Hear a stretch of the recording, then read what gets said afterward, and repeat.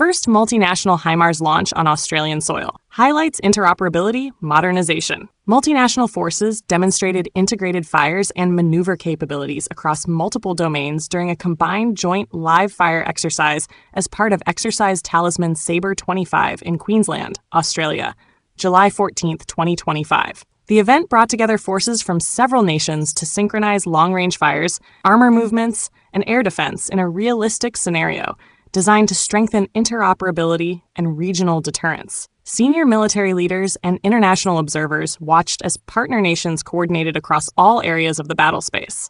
The high-mobility artillery rocket system's live fire component underscored the ability of partner forces to rapidly deploy and share targeting data. For me, it's like-minded nations bringing together their modern technology on the battlefield to train and work together, said Army Lt. Gen. Matthew McFarlane, Commanding General of I Corps. What we have in mind is that no matter which country's sector to target, any other partner nation can engage the target.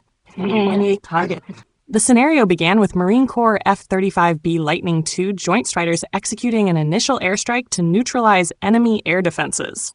With air superiority established, HIMARS from the Australian Defence Force's 10th Brigade, U.S. Army's 17th Field Artillery Brigade, and Singapore Armed Forces moved from concealed positions to deliver precision long-range fires.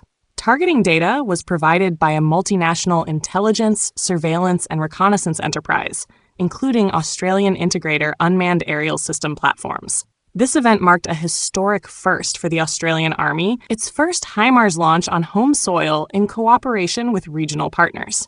The exercise also reflected Australia's ongoing modernization efforts, with domestically produced munitions expected to support future integration.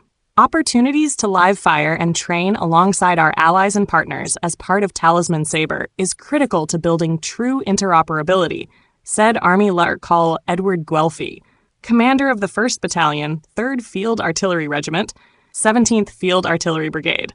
These moments forge trust, sharpen readiness, and send a clear message. We are united, capable, and ready to deter any threat together.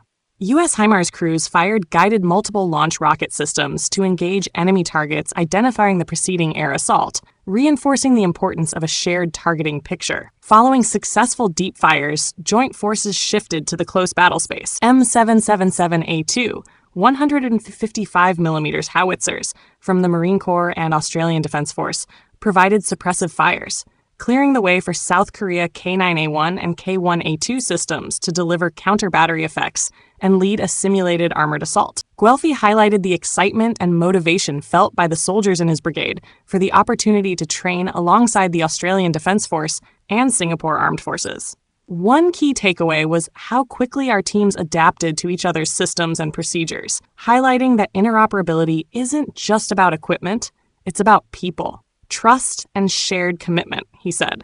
These exercises proved that our partnerships aren't just symbolic, they're operational, effective, and growing stronger every day. The final phase took place in the rear area, where Japan's ground self-defense force Chu-SAM medium-range surface-to-air missile system was employed to defend against adversary air threats and protect critical assets. These integrated rear area defenses are critical to ensuring freedom of maneuver and sustainment during multi-domain